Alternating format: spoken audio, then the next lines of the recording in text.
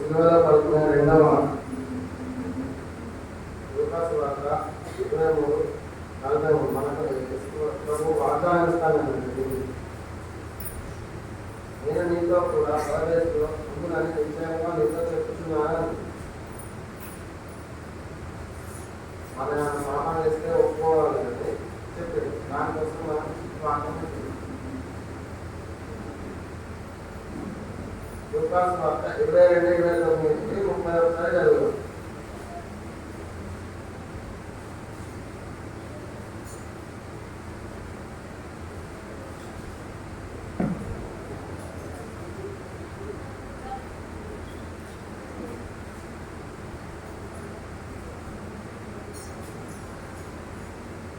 నా తండ్రి నాకు రాజ్యం నియమించినట్టుగా ఆ రాజ్యంలో నా వల్ల యొక్క అన్నపానం సింహాసనం మీద కూర్చుంది.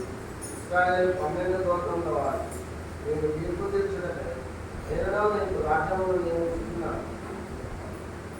దేవుడు మనకు చెప్తున్నది, ఇక్కడ ఉండడానికి రాలేదు నేను. ఇశ్రాయేలు జనులు 12 గోత్రముల వారు చెప్తున్నా. మీరు కూడా తండ్రి వాక్యం చెప్పి పర్వతాలను వచ్చే విధంగా చేయమని చెప్తున్నారు.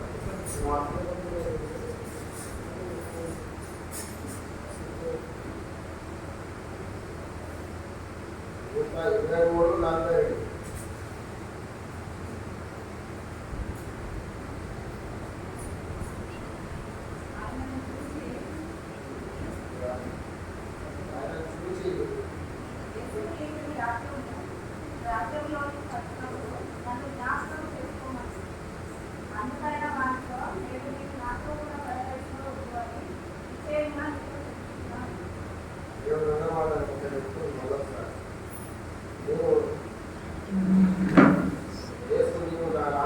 వచ్చినప్పుడు నన్ను జ్ఞాపకం చేసుకుని వెళ్ళినప్పుడు ఇద్దరు దొంగలు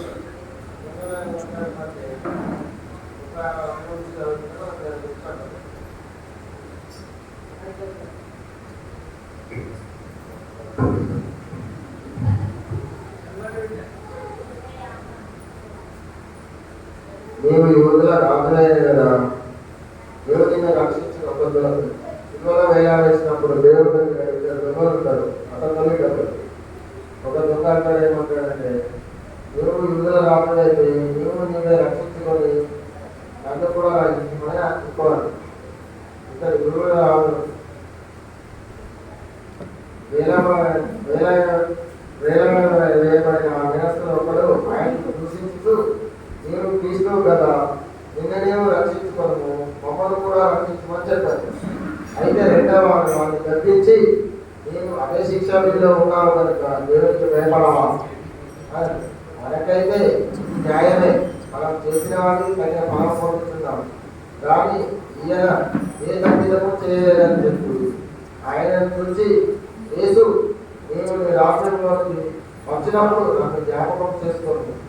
అందుకైన వాటితో నేను నీవు నాతో కూడా పరదేశంలో ఉండు అని నిశ్చయంగా నీతో చెప్పుచున్నాను. అంటే ఇద్దరు దొంగలు తప్పు చేసినప్పుడు ఒక దొంగ ఏమంటే యేసు ప్రభు నువ్వు దేవుడే కదా, నువ్వు రక్షించుకొని మమ్మల్ని రక్షించబడ్డు. అయితే ఇంకో దొంగ అతన్ని గద్దించి మనమైతే తప్పు చేసినాం, శిక్ష మనం చేసినట్టే, కానీ ఆయన ఏ తప్పు చేయలేదు, ఆయన శిక్ష వేయడం తప్పు కాదు అన్నప్పుడు ఆయన మార్గం పొందడం వల్ల ఇంకో దొంగకు నేను కూడా పరదేశంలో నాతో పరదేశంలో ఉండు అని చెప్తుంది. యోహాను 18:36 18:36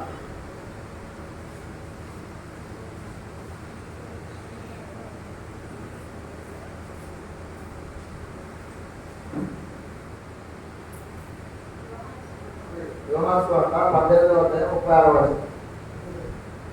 యేసు నా రాజ్యము ఈ లోక సంబంధమైనది కాదు, నా రాజ్యం ఈ లోక సంబంధమైన అయితే నేను యూదులకు అప్పగింపబడినట్టు నా సేవకులు పోరాడు, కానీ నా రాజ్యం ఇహ సంబంధమైనది కాదని.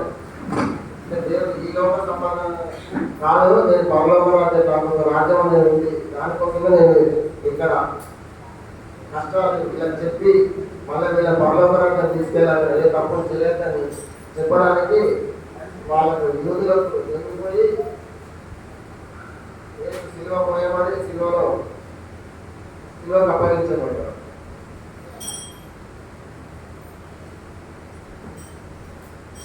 ఎవరైతే పాపం ఒప్పుకొని విడిచిపెట్టే దేవుడు ఆయన పరలోక రాజ్యంలో చేర్చుకుంటాడు. ఆయన చెప్పిన 2వ వాగ్దానం, నేను నీకు నాతో కూడా పరదేశంలో ఉండు అని ఎక్కువ చెప్తున్నా. అందుకే మనం ఏ తప్పులు చేసినా దేవుడి దగ్గర ఒప్పుకుంటే దేవుడు 2వ రాకడ వచ్చినప్పుడు మనం పరలోకం తీసుకెళ్ళాలి. దేవుడి వాటిని జీవించదు కాబట్టి